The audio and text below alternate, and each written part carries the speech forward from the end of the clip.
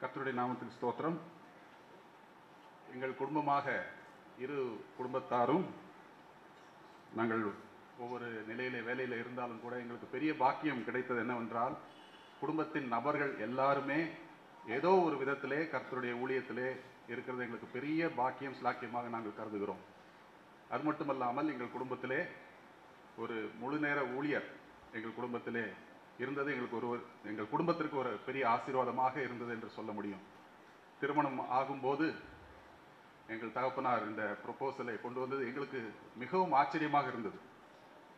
நான் என்னுடைய மனைவி ரூத் சகோதரியை நான் பார்க்கவில்லை, அவர்கள் என்னுடைய அக்காவை பார்க்கவே இல்லை. ஆனால் எங்களுடைய தகப்பனார் ஆண்டவருடைய வார்த்தை கொடுத்தார் என்று சொல்லி அந்த திருமணத்தை நடத்த வேண்டும் என்று முடிவு செய்துவிட்டு எங்களுக்கு சொன்னார்கள். அவ்வளவுதான். அது எங்களுக்கு மிகவும் ஆச்சரியமாக இருந்தது. ஏனென்றால் இந்த மாதிரி நடக்கும் என்று நாங்கள் யோசிக்கவே இல்லை. ஆனால் விசுவாசத்தின் மூலமாக எங்களுடைய தகப்பனார் ஒரு படியை எடுத்து வைத்தார். அது எங்கள் குடும்பத்திற்கு ஆசீர்வாதமாக இருந்தது என்று சொல்ல முடியும். அந்த திருமண ப்ரொபோசல் சொல்லும் போதே எங்கள் அப்பா, நிறைய பேர் பெரிய வேலையில் இருக்கிறவர்கள் மருமகனாக வந்தாக்கா ரொம்ப சந்தோஷப்படுவாங்க. ஆனால் எங்கள் தகப்பனார் என்கிட்ட இப்போவும் அவங்க முகம் எனக்கு என் கண் முன்னால் இருக்கிறது. He has got a call for the ministry, full-time ministry. அது ஒரு பெரிய பெருமையாக என்கிட்ட சொன்னாங்க. He has got a call for the full-time ministry. அதுதான் பெரிய தகுதியாக கருதினார். ஆகவே அவருடைய குணத்தை பார்க்கும்போது எதை செய்தாலும் சிறந்த முறையிலே செய்ய வேண்டும். பிள்ளைகளுக்கு எதை செய்தாலும் சரி, வீட்டுக்கு வருகிறவர்கள் யாராக இருந்தாலும் சரி, ஊழியமாக இருந்தாலும் சரி, எது செய்தாலும் சிறந்த முறையிலே நன்றாக செய்து முடிக்க வேண்டும் என்ற ஆசை அவ்விதமாக தான் செய்து முடிப்பார். அது மட்டுமல்லாமல் அவர் தன்னுடைய குமாரரிடத்திலே, சாதாரணமாக பார்த்தால் தகப்பன்மார் குமாரர்களிடத்திலே அதிகமாக பற்றுதலாக இருக்க மாட்டார்கள். நான் என்னை குறித்து கூட நான் சொல்லுவேன். ஆனால் அவர் அவ்விதமாக அல்ல. ஒவ்வொரு மகன் மேலேயும் அதிகமான நேசம், பாசம், அவளுடைய ஆவிக்குரிய வாழ்க்கையை குறித்து, அது மட்டுமல்லாமல் சரீர பிரகாரமாக அவளுக்கு செய்ய வேண்டிய காரியங்கள் எல்லாம் சிறந்த முறையிலே செய்தார் என்று சொல்ல முடியும். அவருடைய வாழ்க்கையை குறித்து 3 காரியங்களை மாத்திரம் நான் உங்களுக்கு சொல்றேன். முதலாவதாக, அவருக்கு சுவிசேஷத்தை குறித்து அதிகமான வாஞ்சை, ஆத்தும பாரம் அதிகம். திருமணத்திற்கு முன்பதாகவே 2 ஆண்டுகள் எனக்கு அவர் பழக்கம்.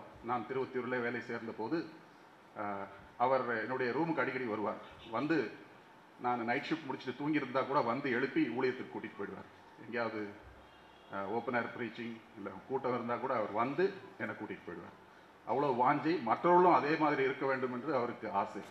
இரண்டாவதாக, விசுவாச குடும்பங்களுக்கு அதிகமாக கன்சர்ன், அதிகமாக நேரத்தை கொடுப்பது, அவளுடைய நேரத்தை செலவு பண்ணுவது, விசுவாசிகளுக்கு நேரத்திலே செலவு பண்ணுவது, ஏதோ ஒரு கடமையாக செய்யாமல் இருதயத்திலிருந்து உண்மையாக செய்தார். மூன்றாவதாக, அவருடைய வாழ்க்கை குறித்து பார்க்கும்போது வசனத்திலே மிகவும் உறுதியாக இருந்தார். அது மட்டுமல்ல, வசனத்தை நன்றாக தெரியும். அவர் ஏதோ பேப்பரில் எழுதி வச்சு எப்பவும் சொன்னதை நான் பார்த்ததில்லை. எல்லா வசனங்களையும் நன்றாக தெரியும். வசனங்களை வேறு வேறு விதமாக அவர் சொல்வதை நான் பார்த்திருக்கிறேன். அவர் இந்த ஊழியத்தை செய்து முடித்தது ஏதோ ஒரு 70-80 வயதில் செய்ய வேண்டிய ஊழியத்தை அவ்வளவு குறுகிய காலத்திலே செய்தது என்று நான் கண்டுகொள்கிறேன்.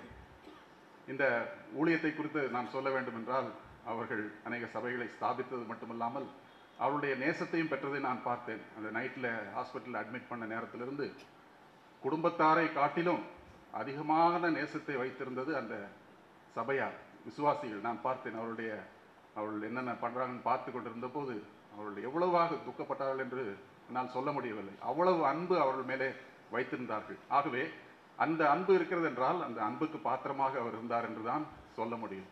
ஆகவே இத்துடன் நான் முடித்துக் கொள்கிறேன். ஆனால் குடும்பத்தின் சார்பாக உங்கள் அனைவருக்கும், இங்கே வந்திருக்கிற விசுவாசிகள், எங்கள் சொந்தக்காரங்க, அவருடைய ஃப்ரெண்ட்ஸ் எல்லாருக்கும் என்னுடைய நன்றியை தெரிவித்துக் கொள்கிறேன். விசேஷமாக மிக நெருக்கமான அவங்க சபையாருக்கு என்னுடைய மிகவும் தாழ்மையான என்னுடைய நன்றியை அவர்களுக்கு